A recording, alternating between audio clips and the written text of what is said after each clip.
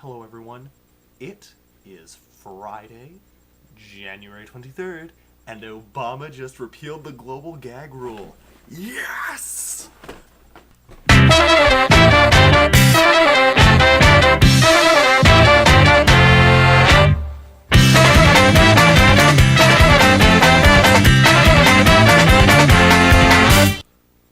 Now, for those of you who are unfamiliar with the global gag rule, it was a rule initiated first by the Reagan administration and maintained by the first Bush administration, but overturned by the Clinton administration, and then reinstated under George W. Bush's administration, which prohibited U.S. aid from going to health organizations that advised in favor of abortion or that provided abortion. So effectively, it crippled family planning in the developing and third world. It eliminated all reproductive health and had disastrous effects on women's health and on women's rights if we consider the idea that people's access to health care shouldn't necessarily be bounded by their location or by their wealth.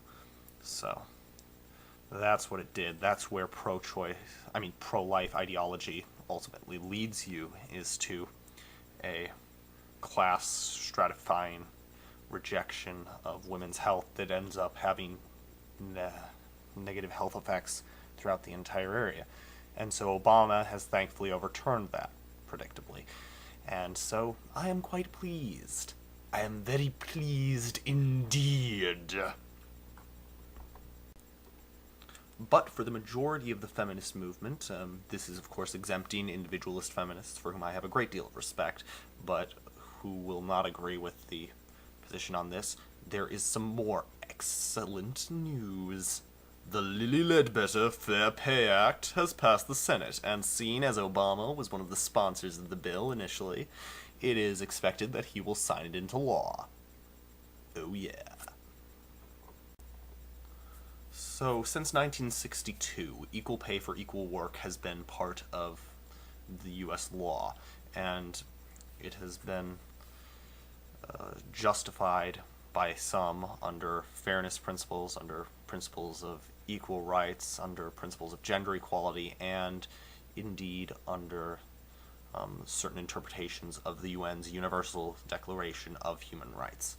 So that is how it's justified. However, various loopholes have emerged. In one Supreme Court case involving Lilly Ledbetter, it was found that her claim to wage discrimination was invalid based not on an idea that wage discrimination had not occurred. It was not disputed that it had occurred, but rather that she had not filed her complaint within the proper time frame.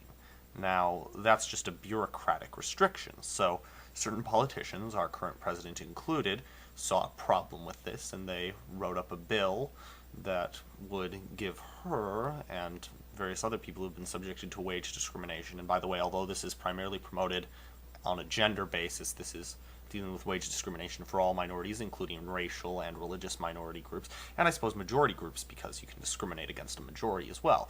So this is fighting wage discrimination across the board. This closes the loopholes that have been used to make it so that people who submit in the wrong time frame and have other technicalities working against them can have justice as well. It's a means of, I suppose, imposing greater equality before the law. Now, arguments can be made against strengthening equal pay for equal work legislation.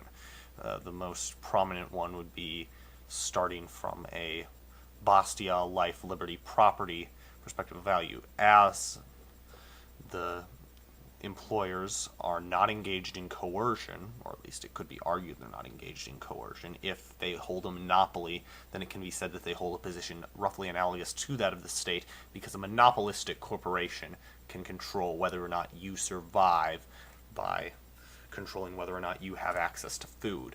But in a non-monopolistic economy, they are not coercive institutions. Hence, it could be argued from a libertarian perspective that equal pay for equal work legislation is illegitimate.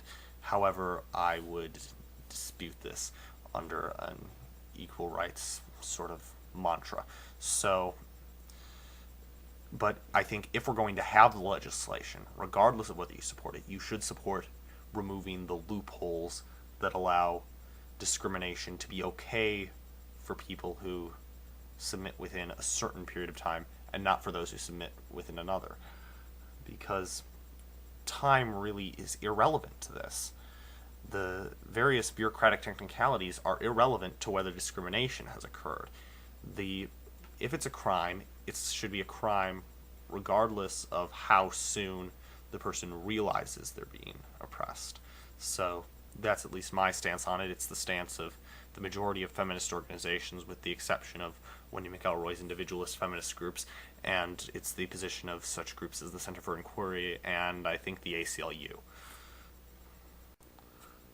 So yes, two excellent things from a feminist perspective have already happened. Also, I as a science nerd am very happy to see that a Nobel Prize winning physicist is now the head of the U.S. Department of Energy. He is in fact the first research scientist to hold that position. The kakistocratic structures are eroding.